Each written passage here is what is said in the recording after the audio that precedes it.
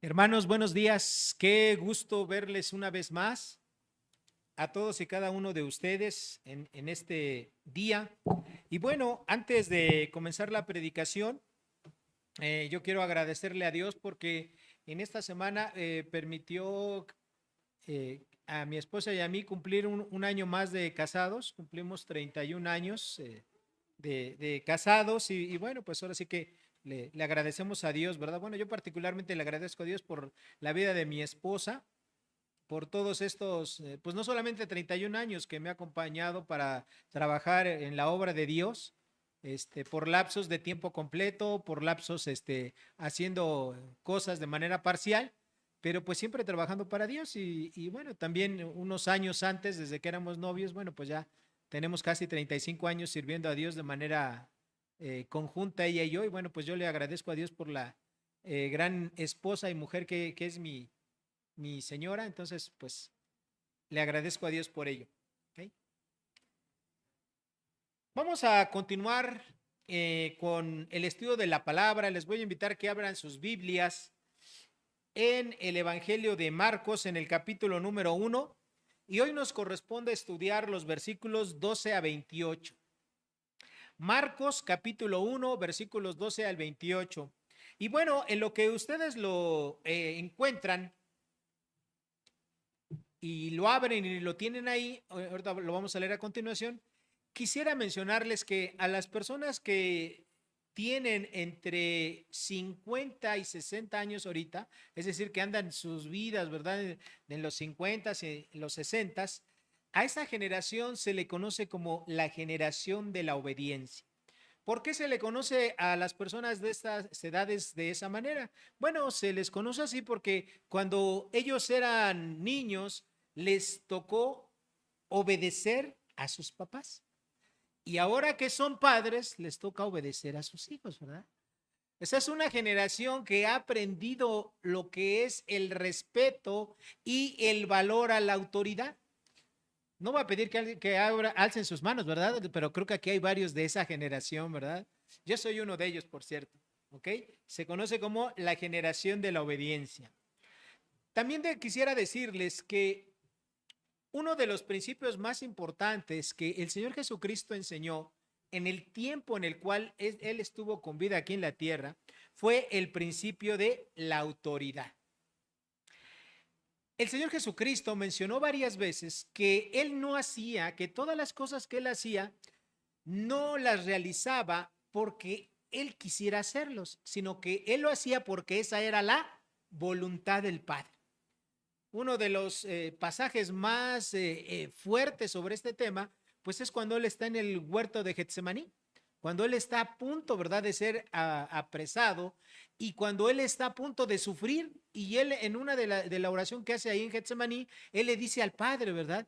Señor, ¿verdad? Padre, si esta copa puede pasar de mí, que pase, ¿verdad? Pero que no se haga mi voluntad, sino hágase la tuya o la suya, ¿verdad? Y es una muestra de esto, de que Jesús siempre estuvo sujeto a la autoridad del Padre. A pesar de que Jesús y Dios y el Espíritu Santo tienen la misma autoridad, mientras Él estuvo aquí en la tierra, Él estuvo sujeto a la autoridad de Dios y a la autoridad del Espíritu Santo. Entonces, la autoridad es uno de los principios más importantes que nosotros los cristianos tenemos que aprender, estar en sujeción a la autoridad, sea de cualquier índole, gubernamental, en una escuela, en un trabajo, en la iglesia. Todos estamos bajo autoridad, hermanos. Todos absolutamente estamos bajo la autoridad. Ahora, la palabra autoridad que la voy a explicar de una vez y que la vamos a ir viendo en el pasaje que vamos a estudiar el día de hoy, esa palabra quiere decir, en el caso de Jesucristo, que Jesucristo tenía una autoridad, es decir, una capacidad, o como hoy dicen modernamente, ¿verdad? En las empresas, una competencia sobrenatural, algo distinto, un poder, un derecho de influir en la vida de otras personas. Pero la palabra que se traduce como autoridad aquí en este pasaje y en varios más de la Biblia implica que la voluntad de la persona que tiene que hacer lo que la autoridad le dice, ese poder de decisión se minimiza tanto que se rinde su voluntad ante la voluntad de la autoridad. Y ese es el tipo de autoridad que Jesús tenía. Y ahorita lo vamos a ver. Entonces, ¿qué vamos a estudiar el día de hoy? El día de hoy vamos a estudiar cómo Jesús, el siervo, mostró su total y absoluta autoridad sobre 4 aspectos de la vida, mismos que tú y yo tenemos que aprender. ¿Ok? El título de este mensaje es La autoridad absoluta del siervo y está basado en Marcos capítulo 1, versículos 12 a 28. Dice así, vamos a leer los primeros versículos que son el 12 y el 13. Dice así. Y luego el Espíritu le impulsó al desierto. ¿A quién? A Jesús, ¿verdad? Y estuvo allí en el desierto 40 días y era tentado por Satanás y estaba con fieras y los ángeles le servían. El primer punto de la autoridad de Jesús es que el Señor Jesucristo tenía poder, ¿verdad? Poder sobre la tentación.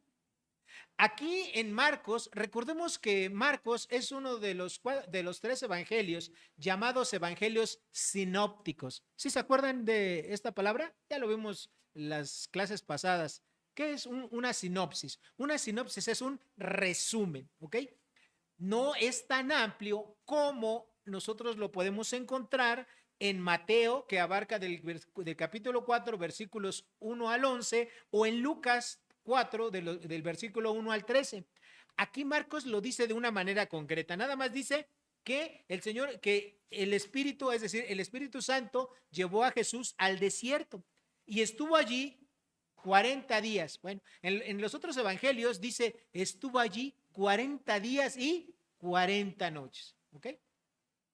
Y durante ese tiempo el Señor Jesucristo ayunó, dicen los evangelios. Y obviamente después de ayunar, ¿alguien ha hecho un ayuno? ¿Alguien ha ayunado en alguna ocasión? Sí, ¿verdad? Yo he ayunado en algunas ocasiones y hermanos, créanme que al tercer día, al segundo día, ya tengo un hambre que parecen 2, ¿verdad? Y entonces imagínense el Señor Jesucristo.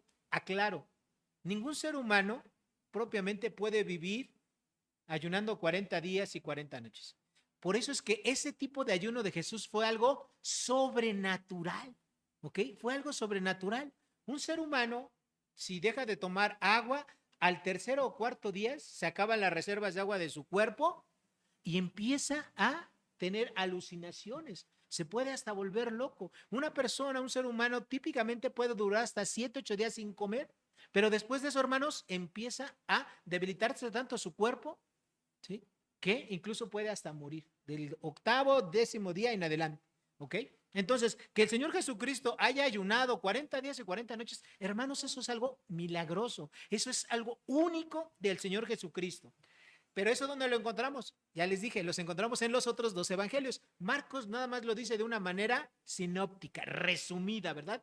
Y ahí va la parte que nos vamos a enfrentar el día de hoy a estudiar.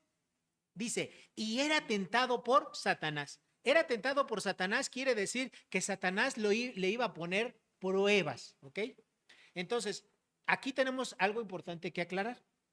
Hermanos, una persona, usted y yo, así como Jesús, estuvo en pruebas, en una tentación. Estar en una prueba o en una tentación no es pecado. Pecado es cuando nosotros cedemos ante esa tentación y cometemos el acto que va en contra de la voluntad de Dios y su palabra, ¿ok? Por ejemplo, hace unos días fui al cajero automático y no servía para variar, ¿verdad? Y le metíamos dinero, varias personas queríamos depositar y la máquina te lo regresaba y ahí estuvo, y te sale ahí la leyenda, ¿verdad? De 10 billetes te acepta 1 o 2 y te dice, quiere hacer el depósito, ¿verdad? Con nada más esta cantidad y vuelve a meterlo. Es un relajo. Bueno, la persona que estaba delante de mí lo intentó 4 o 5 veces, se desesperó y se fue.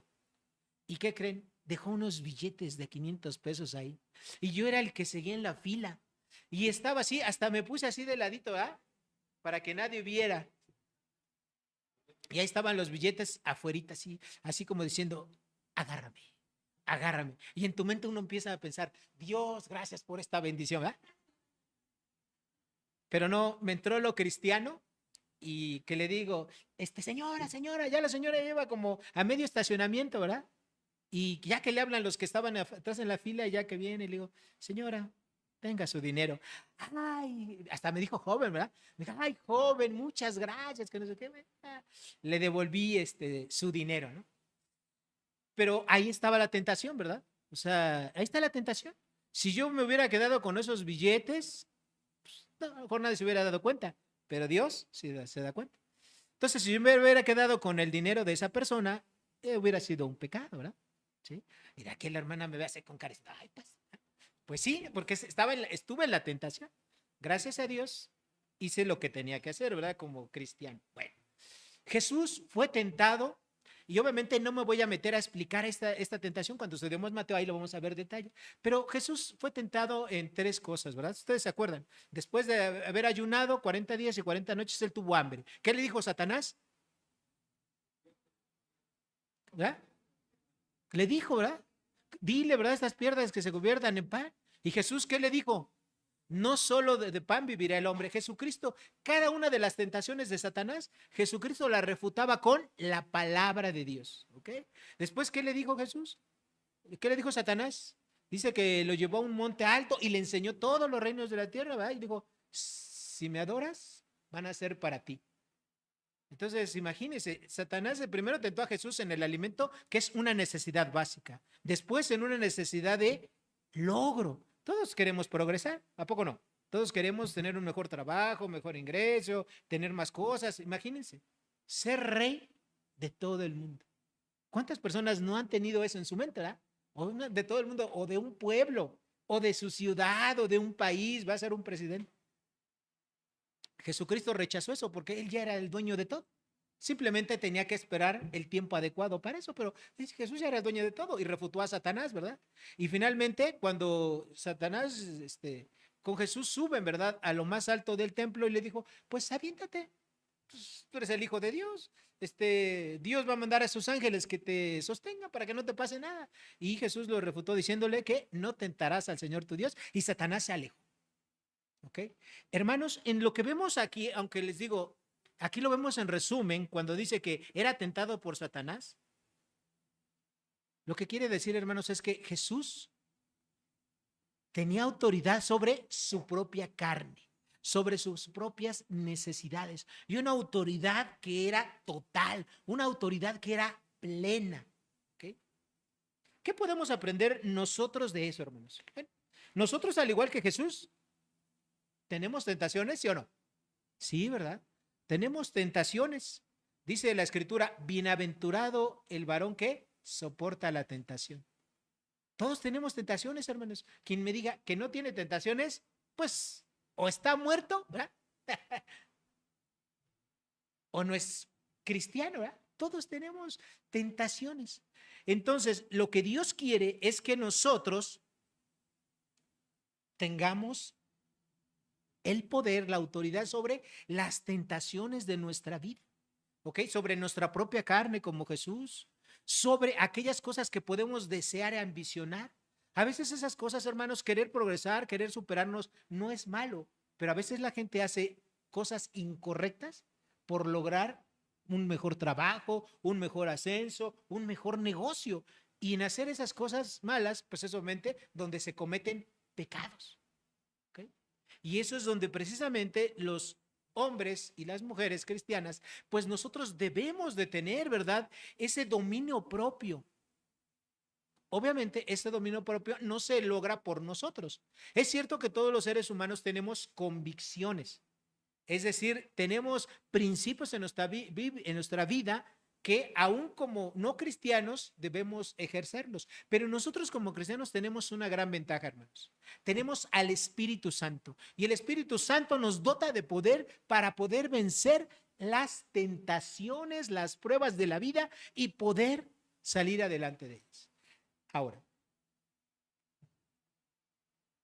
¿nosotros qué aprendemos? Lo que tenemos que aprender aquí de Jesús es lo siguiente. Hermanos, las tentaciones que recibió Jesucristo en esta etapa, al principio de su ministerio terrenal,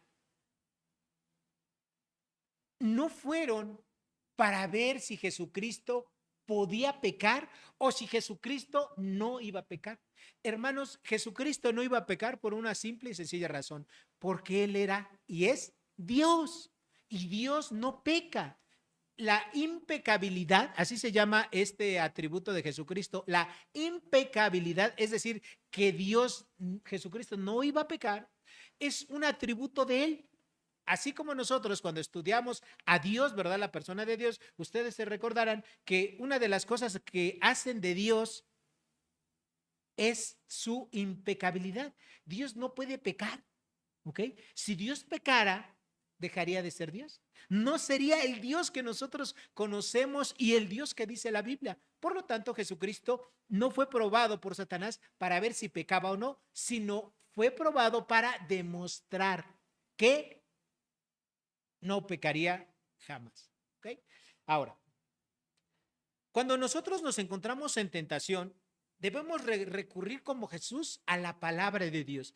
Bien nos haría, hermanos, a nosotros cuando estamos en medio de una tentación, decir, ah, caray, ¿qué dice Dios acerca de esto?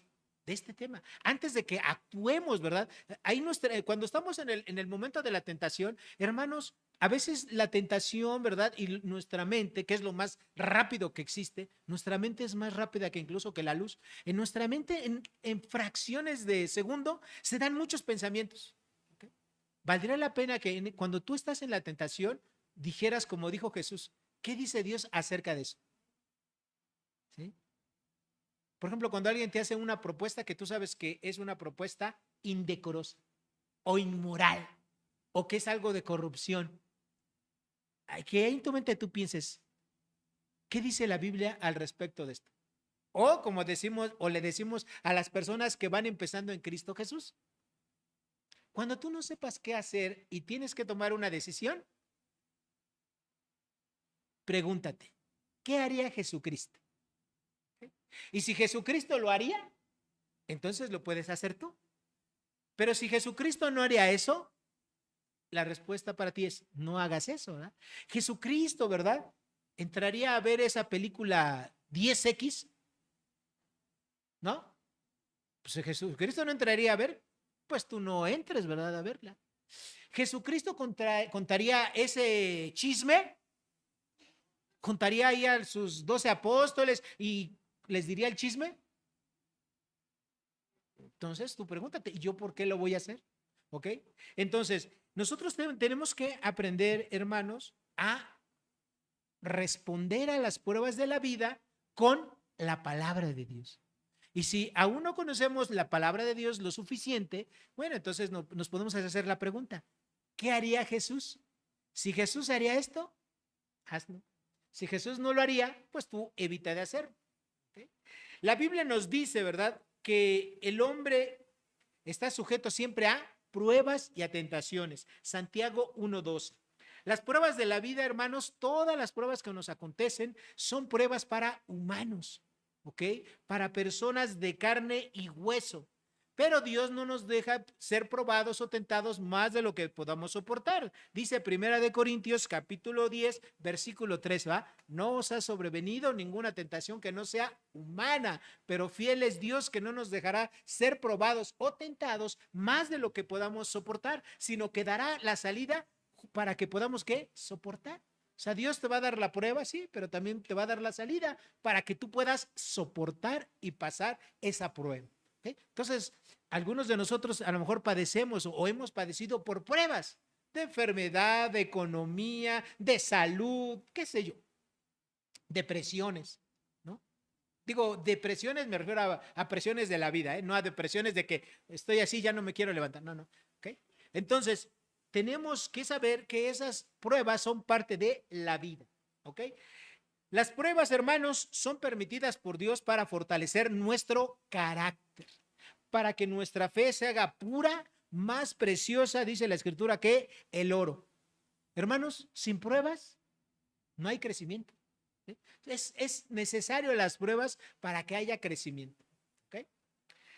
Bueno, además de que el Señor Jesucristo mostró, ¿verdad?, su autoridad sobre su propia carne, sobre las tentaciones, el Señor Jesucristo en nuestro pasaje también muestra que Él tenía autoridad sobre la forma en la cual Él hablaba. Me pone la siguiente lámina, la forma en la cual Él predicaba. En los versículos 14 y 15 leemos lo siguiente. Después de que Juan fue encarcelado, Jesús vino a Galilea predicando el evangelio del reino de Dios, diciendo, el tiempo se ha cumplido y el reino se ha acercado, arrepentíos y creed en el evangelio. Luego, en el versículo 22, ¿qué dice? ¿Qué dice el versículo 22 de de Marcos 1? Ok.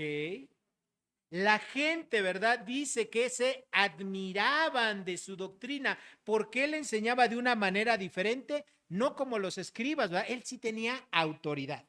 Bueno, primero, recordemos que aquí Juan ya había sido encarcelado. Ya vimos, ya sabemos por qué fue encarcelado Juan. Jesús vino, ¿verdad?, a esta parte de Galilea.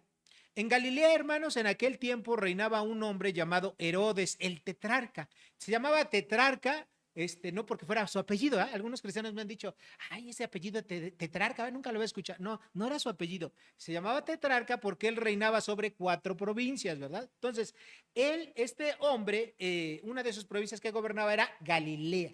Bueno, Jesús, ¿verdad?, se alejó un poquito y vamos a ver que más adelante estaba en Capernaum. Capernaum, hermanos, está a unos 180 kilómetros al norte de Jerusalén. ¿Okay?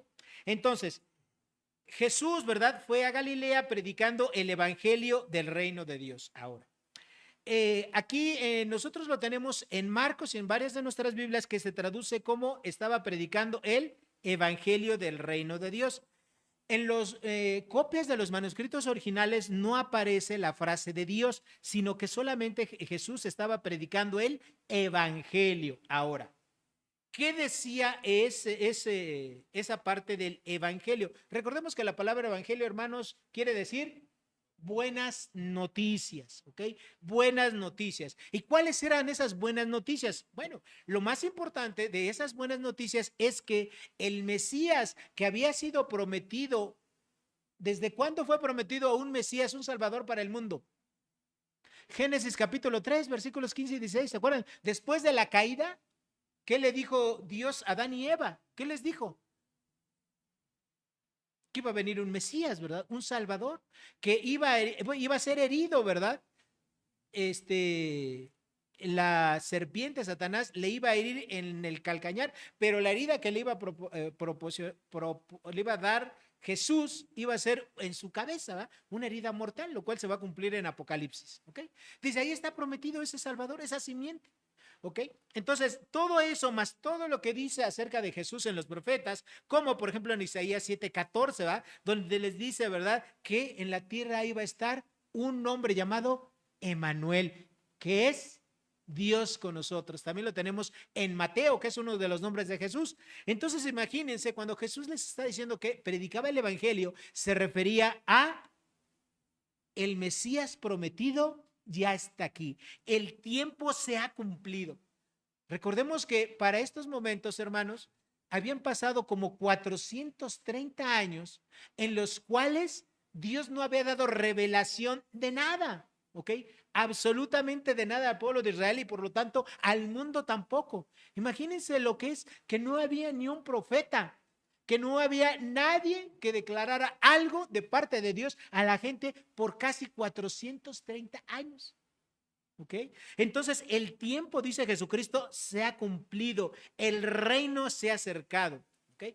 Cuando dice el reino, se está refiriendo a los principios que iban a gobernar a este mundo para las personas que creyeran en Cristo Jesús. Hermanos, no sé si ustedes lo sepan, pero Cada uno de los seres humanos que creemos en Jesucristo, en el momento que aceptamos a Jesucristo, que creemos que Él es el Hijo de Dios, que Él es el único medio para la salvación, que no nos arrepentimos, que creemos en Él, hermanos, nosotros entramos al reino de Dios. Entramos a ese reino. Por eso es que la Biblia, hermanos, es el manual que contiene todos los principios de ese nuevo reino, que son muy diferentes a los principios que rigen este mundo. ¿Ok? Por ejemplo, para mencionar solamente 2 o 3 principios, ¿verdad? En el reino de Dios, ¿quién es mayor? ¿Un niño o un erudito? ¿Quién es mayor? Dice la Biblia que un niño, ¿verdad? Aquel que piensa como un niño, que tiene esa inocencia, que cree, que confía en Jesucristo como un niño, es superior que un gran erudito. ¿Okay? En el reino de Dios, el que tú le des un vaso de agua a un misionero, a un pastor, es igual, es una recompensa muy grande. Tú en el mundo le puedes dar agua a quien quieras y pues no pasa nada, ¿verdad? En el reino de Dios es diferente.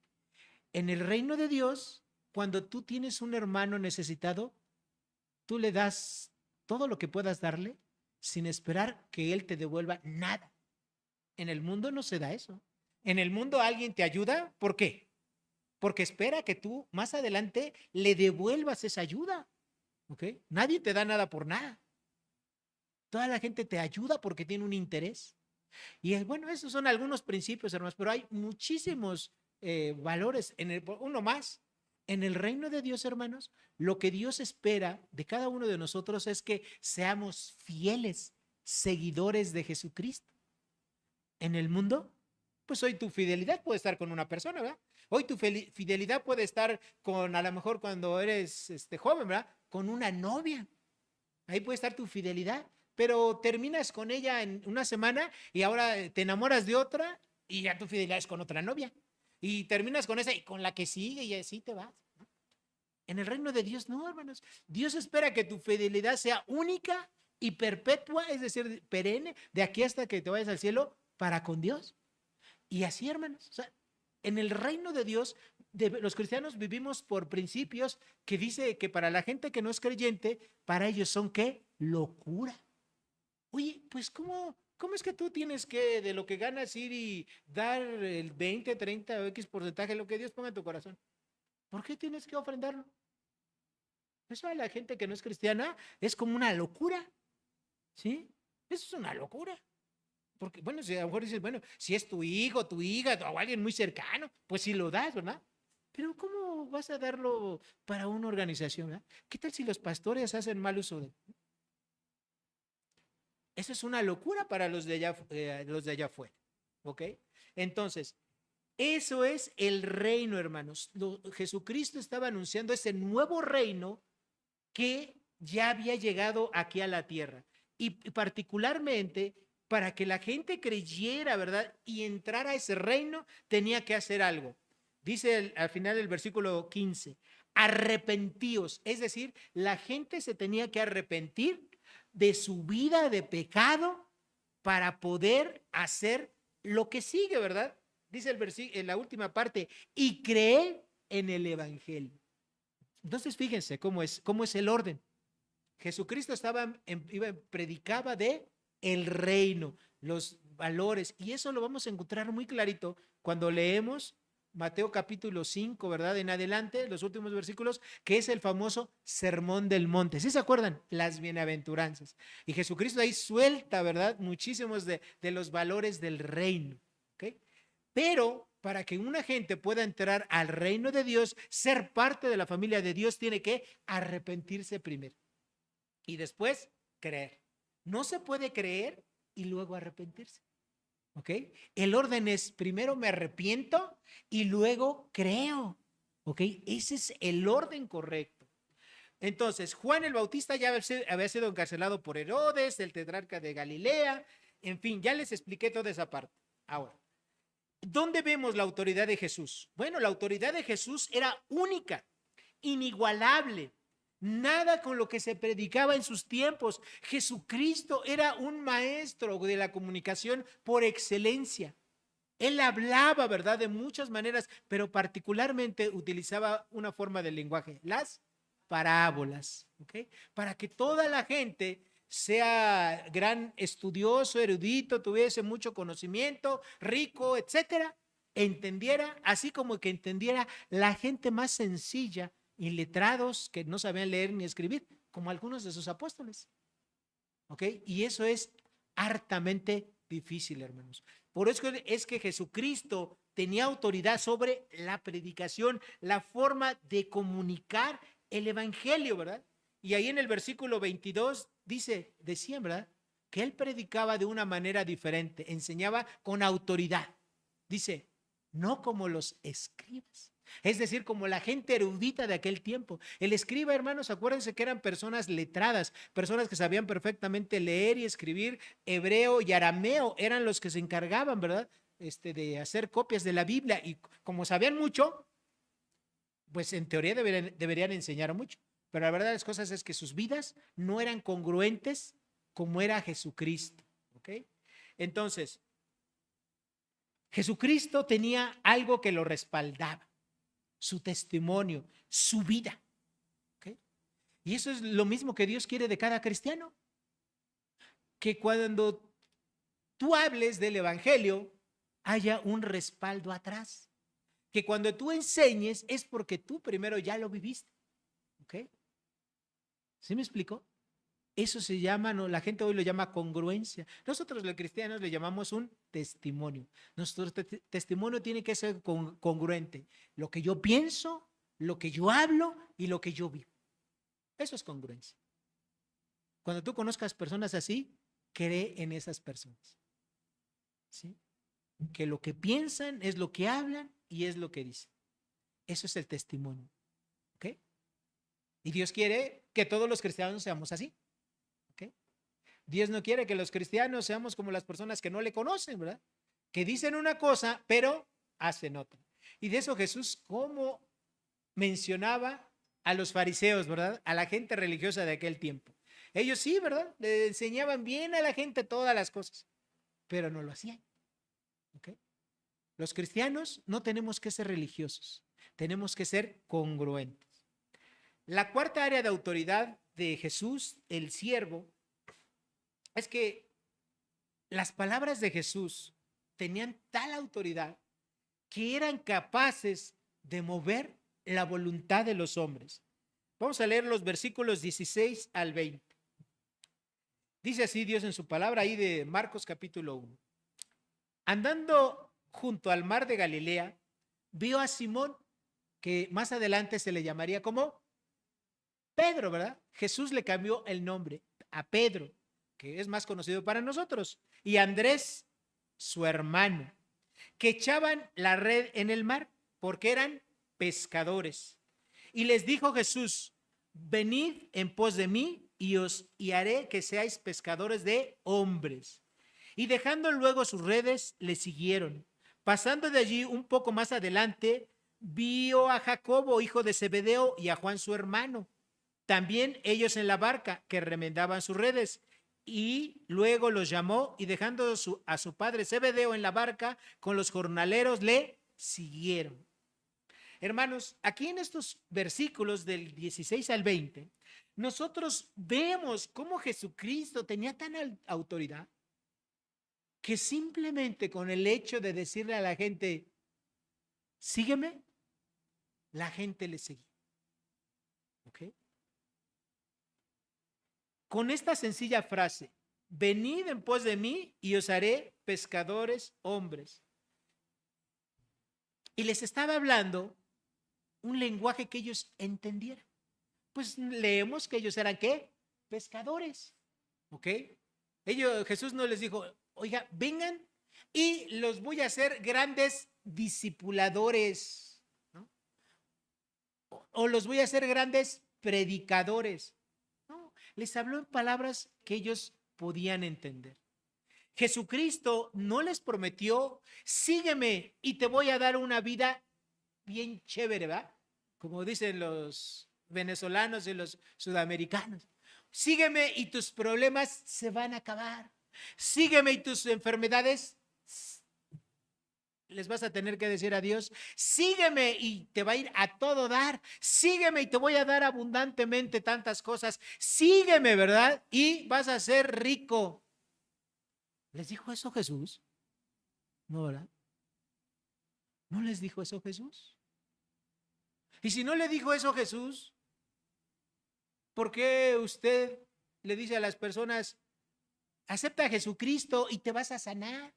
Acepta a Jesucristo y se van a acabar tus problemas. Acepta a Jesucristo porque Dios tiene una vida, unos planes preciosos, maravillosos para ti. Y cuando la gente sigue a Jesús y empieza a ver que en lugar de que sus problemas se acaben, en lugar de que se les vaya los dolores de su ciática, pues a lo mejor le dan más fuertes, ¿no? Y se enferma de otras cosas o pierde el trabajo y vienen más problemas. La gente suele decir, es que yo tengo más problemas ahora que soy cristiano que antes que no era cristiano. Lo que me dijeron, no. Y eso empieza en la mente de las personas a crear una brecha. ¿Por qué? Porque nosotros no transmitimos el evangelio correctamente. Hermanos, el evangelio es realmente sencillo. Acuérdense nada más, 10 palabras. Cristo murió por nuestros pecados y resucitó al tercer día. Esa es la forma más sencilla del evangelio. 10 palabras nada más. ¿Ok?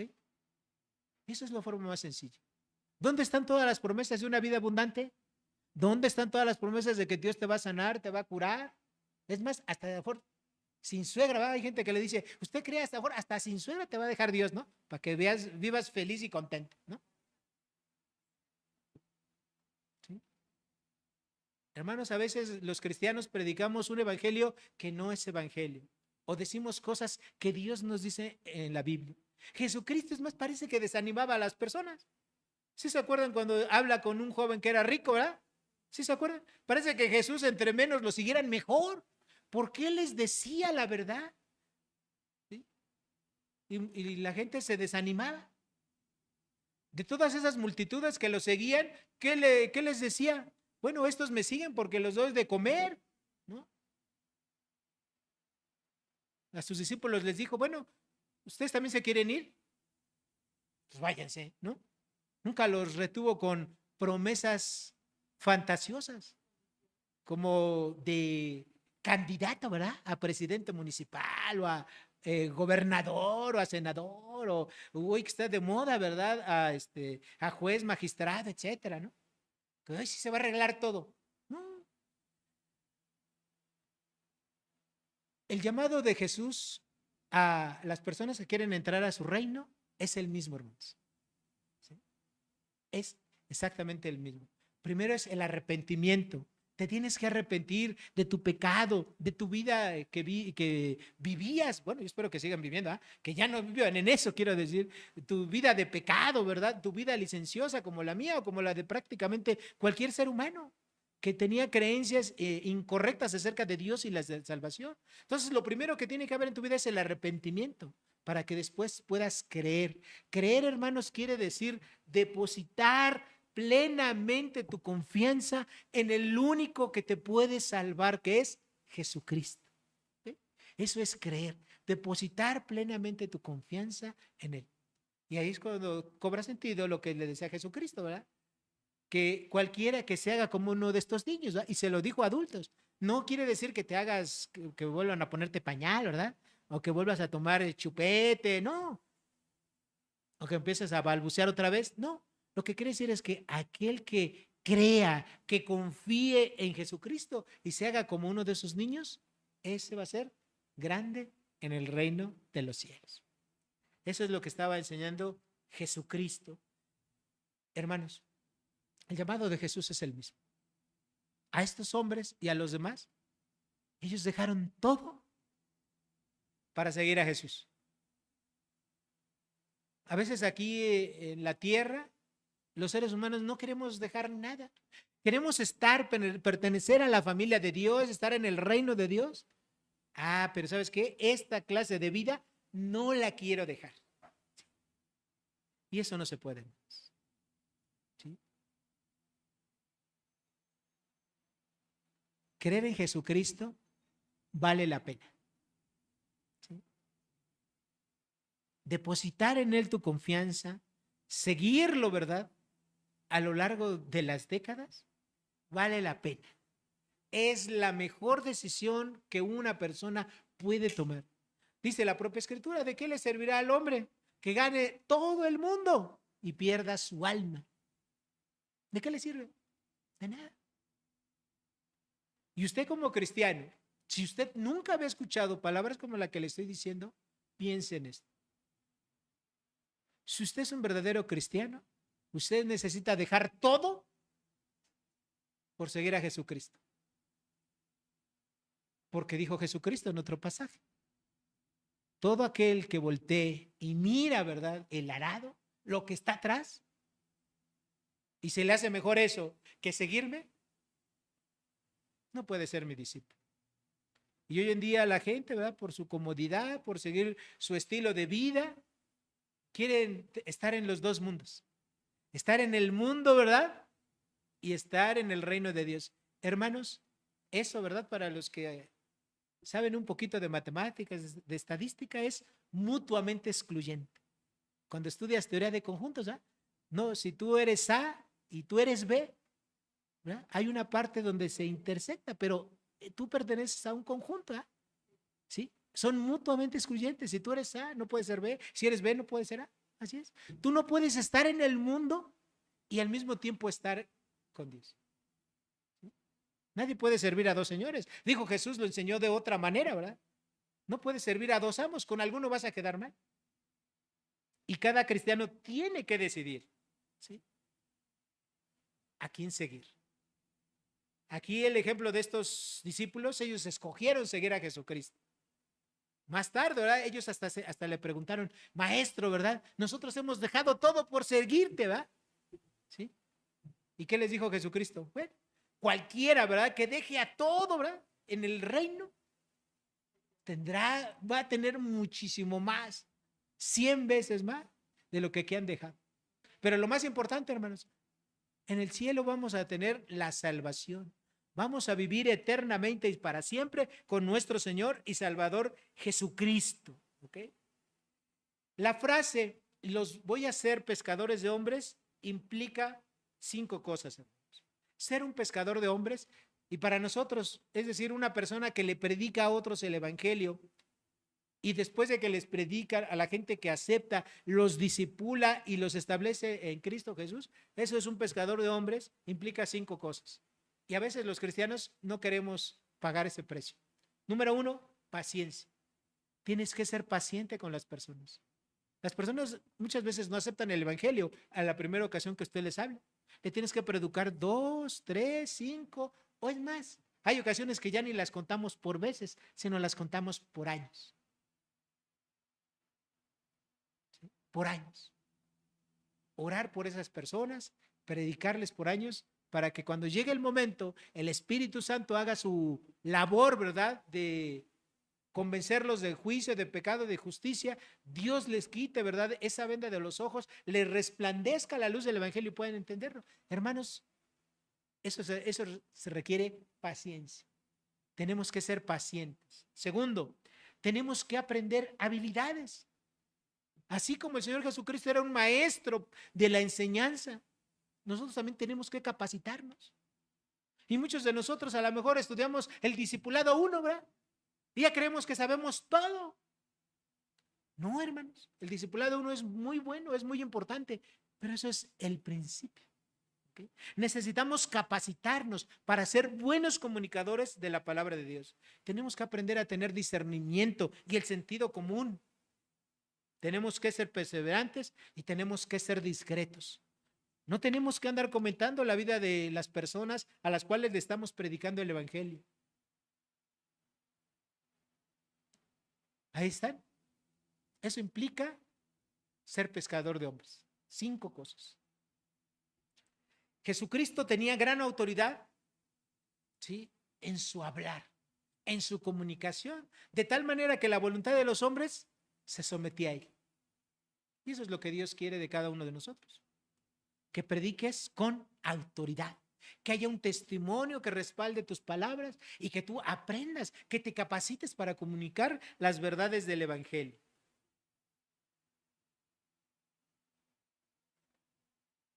tenemos que cuidar de que aquella gente que se va convirtiendo en cristianos no se haga discípulo tuyo, ¿sí?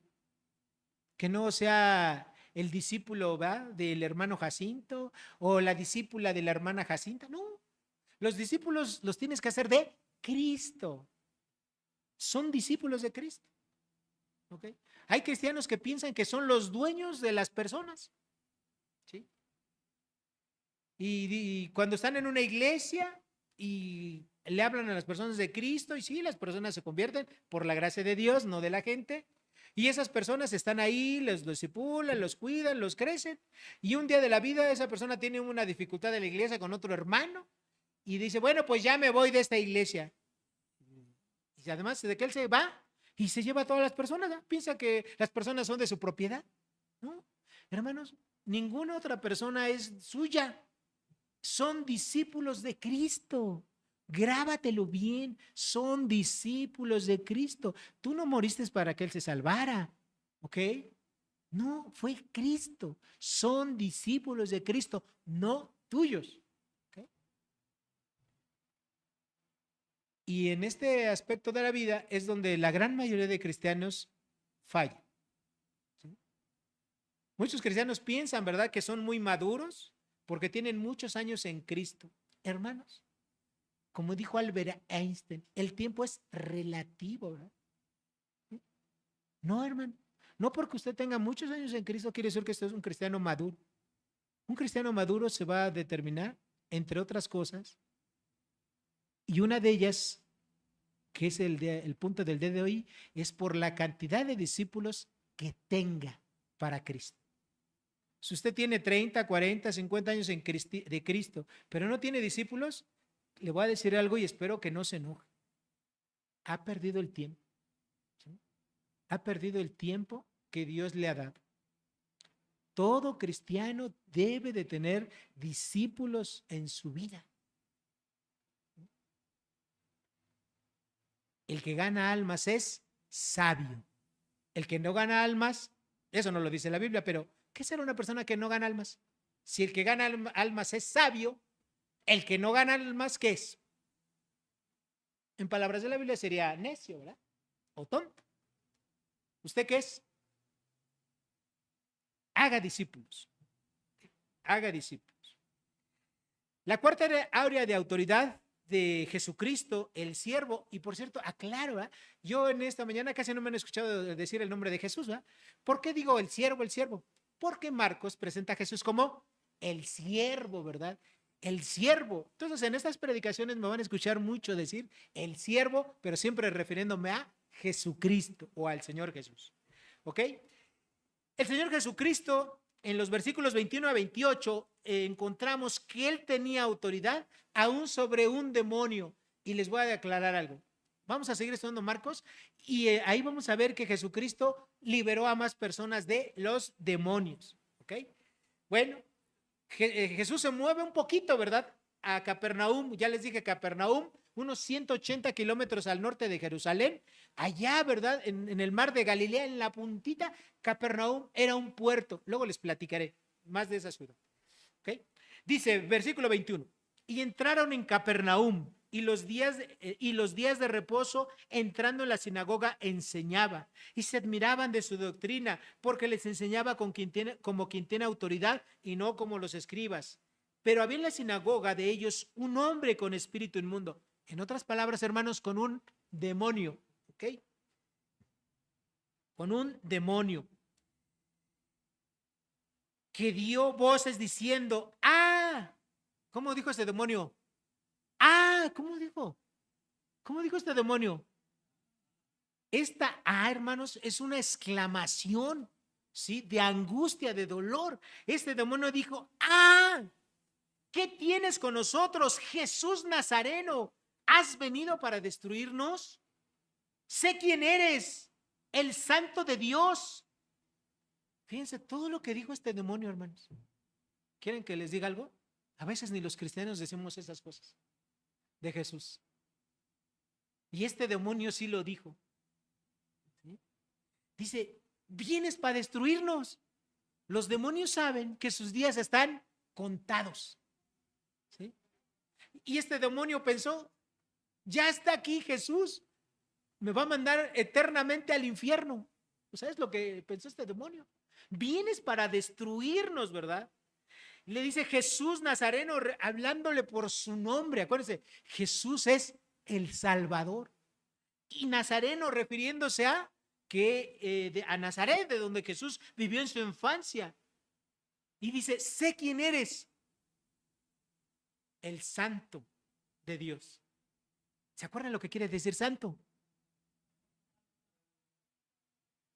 En su sentido básico apartado, pero más allá es el que es de una clase diferente, de una categoría única.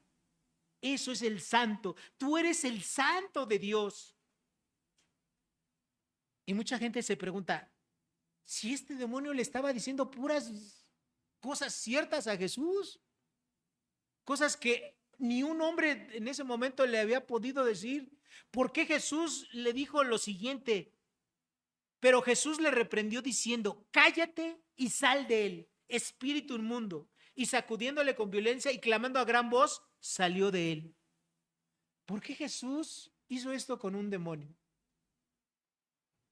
La razón principal, hermanos, es porque Dios no iba a permitir, Jesús, el siervo, que alguien que es un enemigo natural y un demonio que está destinado a la condenación eterna, dijera algo que en ese momento ni siquiera él había dicho. ¿Ok? Acuérdense que estamos hablando del ministerio temprano de Jesucristo. Aquí él apenas estaba empezando a hacer público su ministerio. Había pasado un solo milagro, el milagro de Caná, de haber convertido el agua en vino. Aquí Jesús está haciendo sus primeros milagros públicos. Y este demonio, ahora sí que del equipo contrario, estaba anunciando quién era Jesucristo. Por eso es que Jesucristo se lo impidió, ¿verdad?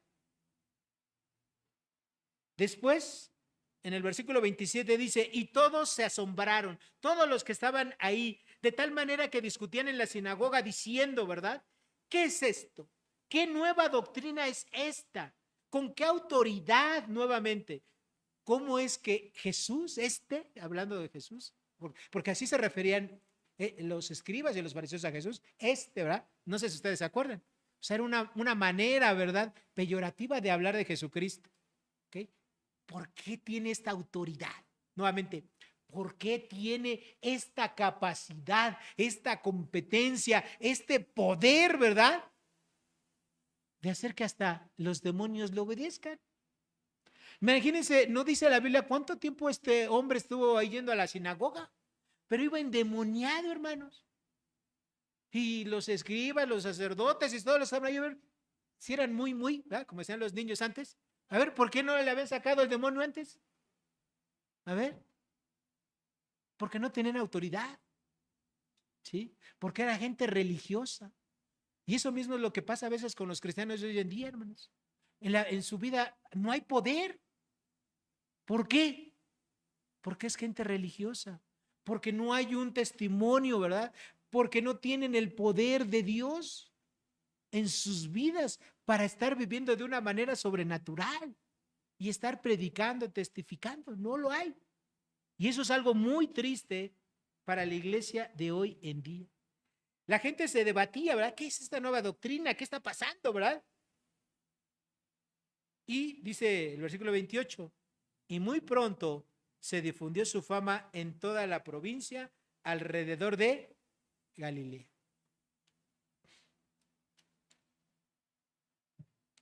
Hermano y hermana, usted y yo tenemos que pensar y meditar en estas palabras. El Evangelio de Marcos, hermanos, es muy sencillo. Es muy claro. Pero por eso no quiere decir que no nos confronte. Usted y yo nos tenemos que confrontar con estas palabras sencillas que les decía Jesús a las personas. Piense usted por un momento. ¿En mi vida tengo la autoridad que tenía Jesús? Dios quiere que sí la tengamos. ¿Estoy haciendo discípulos de Cristo? como los hace Jesús? Dios quiere que sí los hagamos.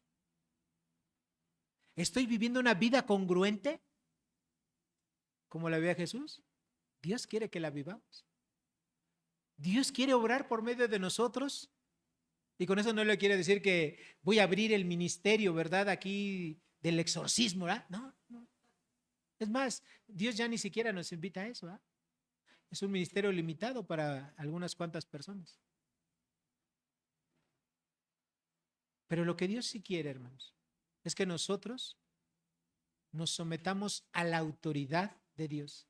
Así como Jesús se sometía a la autoridad de Dios y con esa fuerza obraba, con ese poder obraba, Dios lo mismo que Dios quiere que haya en la vida de todos y cada uno de nosotros. Que cuando usted diga soy cristiano, lo diga en serio, ¿no? Y que realmente usted pertenezca a la familia de Dios. Usted no puede estar con un piecito en el mundo y con un piecito en la iglesia. Y con eso no piense mal, ¿eh? No se va a ofender, no lo estoy corriendo. Pero es mejor que una persona decida dónde quiere estar. Si va a estar en la iglesia, si va a estar con Cristo, si va a estar en el reino de Dios, sígalo, ame a Dios, entréguese a Dios. Pero no esté con un piecito aquí y un piecito en el mundo. Dios no quiere la tibieza espiritual. Muchos de nosotros sabemos lo que dice Apocalipsis, ¿verdad? Que en Apocalipsis vemos, ¿verdad? Que el Señor Jesucristo reprende a los creyentes, ¿verdad? De la iglesia en general. ¿Y qué les dice? Que por cuanto eres tibio te vomitaré de mi boca. Ojalá fueses frío, ojalá fueses caliente. Pero a veces hay una tibieza en nuestras vidas, ¿sí? Como decía la India María en las películas de antaño, no eres ni de aquí ni desde allá. ¿Sí? En la iglesia vas y a lo mejor no te sientes bien porque sabes que no estás viviendo de una manera congruente. Estás en el mundo y puedes estar haciendo cosas y conviviendo con la gente del mundo, pero tampoco te sientes bien porque sabes que estás haciendo lo incorrecto. ¿Sí? No eres ni de aquí ni de allá. Jesús quiere, ¿verdad? Verdaderos adoradores, verdaderos seguidores de Cristo Jesús, a prueba de todo. Recuerda, Dios no tiene hijastros. Dios solamente tiene hijos. Y como hijo tenemos que someternos a la voluntad de Dios. Oremos. Santo Padre, Dios Todopoderoso, gracias te damos, Señor, por lo que tú enseñas en tu palabra. Gracias porque hemos visto cómo el Señor Jesucristo, Señor, mostró 4 áreas de plena autoridad en la vida, Señor, sobre su propia carne, Señor, sobre su propia predicación, sobre su vida, Señor, ejemplar. Y también, Señor, su autoridad hablaba de tal manera que la gente le obedecía, dejaba todo, Señor, por seguirlo a él. Y también, Señor, hasta los demonios le obedecían.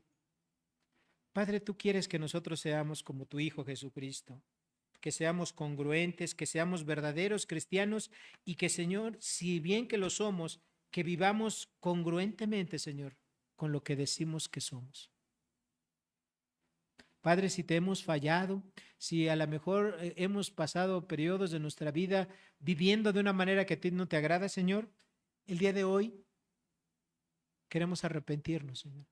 Queremos pedirte perdón y queremos suplicarte que tu Espíritu Santo, Dios, nos fortalezca para obedecerte de aquí en adelante, Señor. Gracias porque tú nos llamaste a la salvación en tu Hijo Jesús, el único camino para ella, en cuyo nombre te damos las gracias. Amén y amén. Hermanos, que Dios les bendiga.